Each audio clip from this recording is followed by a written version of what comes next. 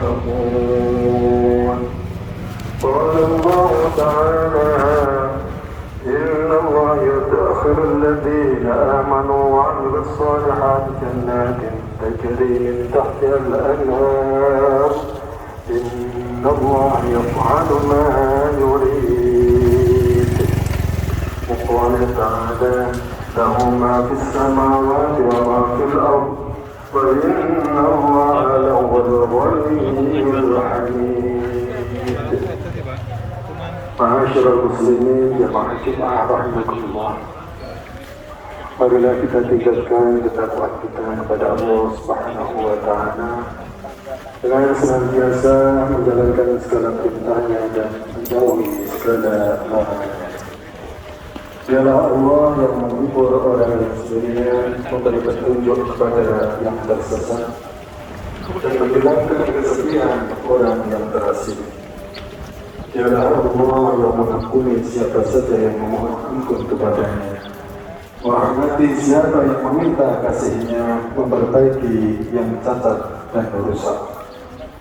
Dia pula yang menutupi kesalahan para pendosa, memberi kesempatan kepada para pelanggar, dan menerima serta memberi pahala kepada siapa saja yang bertaubat. Siapa yang taat kepadanya, dia akan mengurusinya, dan siapa yang lalai terhadapnya, dia tidak akan melupakan kelalaiannya, meski tetap memberikan bagian rezekinya. Salawat serta salam dan keberkahan semoga selalu tercurah pada beliau Nabi Muhammad SAW. Akhlaknya adalah nikmat, diutusnya adalah rahmat, dan matahari sunnahnya tidak akan pernah tenggelam. Siapa yang memberi salam kepadanya akan dibalas salamnya.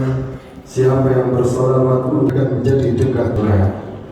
Begitu juga semoga melimpah pula kepada para sahabat, keluarga, dan siapa saja yang menisbatkan dirinya kepada beliau, baik jauh maupun dekat.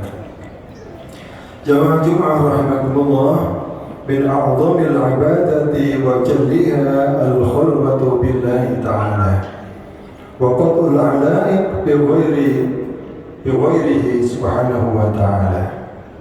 Salah satu ibadah agung dan mulia adalah menyendiri bersama Allah, melepaskan ketergantungan dari selainnya, serta memusatkan hati hanya kepadanya, membatasi pikiran untuk merenungkan rububiyahnya melalui sifat-sifat dan perbuatannya, karena semua itu akan menguatkan iman dan menambah keyakinan. Cukuplah sebagai bukti tentang pentingnya menyendiri bersama Allah bahwa wahyu pertama kali diturunkan kepada Nabi Muhammad SAW adalah ketika beliau sedang menyepi bersama Rabb-Nya. Sayyidatina Aisyah radhiyallahu anha berkata, permulaan wahyu yang diterima Rasulullah SAW adalah mimpi yang benar dalam tidurnya. Beliau tidak melihat mimpi kecuali datang seperti cahaya subuh. Kemudian beliau mulai suka menyendiri. Beliau sering menyendiri di Gua Hira, beribadah di sana selama beberapa malam sebelum kembali kepada keluarganya. Beliau membawa bekal, lalu kembali lagi kepada Khadijah radhiyallahu anha untuk mengambil bekal yang sama, hingga akhirnya wahyu datang kepadanya ketika beliau berada di Gua Hira. Hadis diriwayatkan Bukhari dan Muslim. Dalam riwayat At-Tirmidzi disebutkan, wa hubbiba ilaihi al-khulwah falam yakun syai'un ahabba ilaihi min an yakhluwa. Beliau sallallahu alaihi wasallam mulai mencintai kesendirian hingga tidak ada sesuatu yang lebih beliau sukai selain menyendiri. Al-Khattabi menjelaskan alasan mengapa menyendiri disukai oleh Nabi sallallahu alaihi wasallam. Lianna ma'aha al-faraghul qalb, lianna ma'aha faraghul qalb wa hiya mu'inatun 'ala tafakkur, karena di dalamnya ada ketenangan hati yang membantu untuk berpikir dan berenung. Kesendirian juga dipilih untuk menjaga keimanan, memperbaiki kondisi jiwa, dan mengikhlaskan amal. Wahyu turun kepada Nabi sallallahu alaihi wasallam dalam keadaan beliau terputus sepenuhnya dari hiruk pikuk dunia, hanya bersama Rabb-Nya yang Maha Agung. Karena itulah syariat menetapkan i'tikaf di masjid sebagai salah satu ibadah, terlebih pada 10 hari terakhir di bulan Ramadan.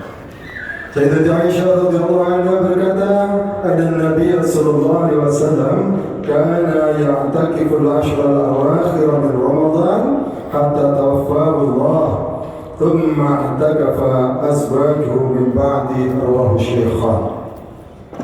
Bahwa sesungguhnya Nabi sallallahu alaihi wasallam senantiasa beriktikaf pada 10 hari terakhir bulan Ramadan hingga Allah mewafatkannya. Kemudian istri-istri beliau pun beriktikaf setelahnya. Hadis riwayat Bukhari Muslim. Jamaah rahimakumullah. Jika i'tikaf fisik berarti menetap di masjid, maka i'tikaf hati adalah menetap dalam hubungan dengan Allah Subhanahu wa taala.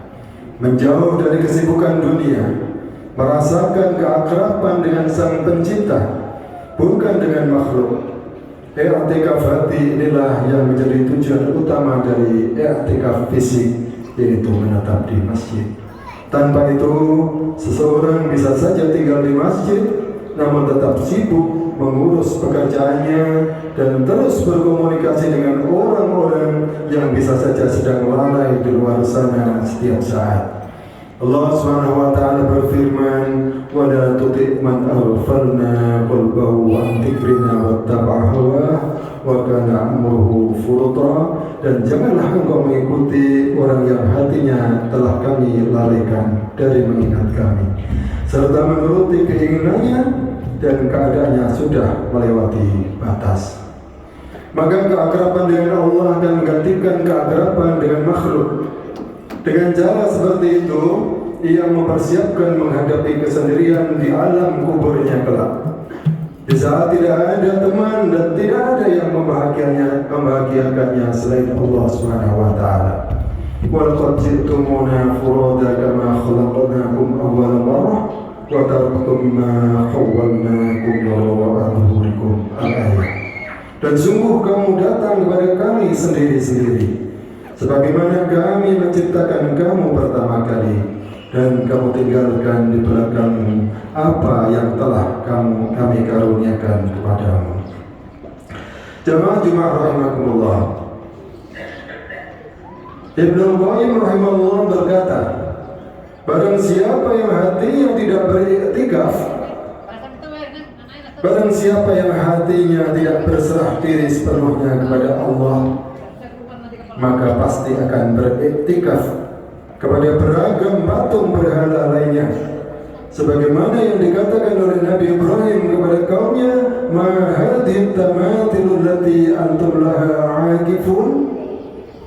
Apa ini patung-patung yang kalian i'tikaf tekun menyembahnya? Dari ayat ini bisa dipahami bahwa kaum Nabi Ibrahim beriktikaf kepada patung berhala mereka, sedangkan beliau alaihissalam beriktikaf kepada Rabb yang Maha Agung.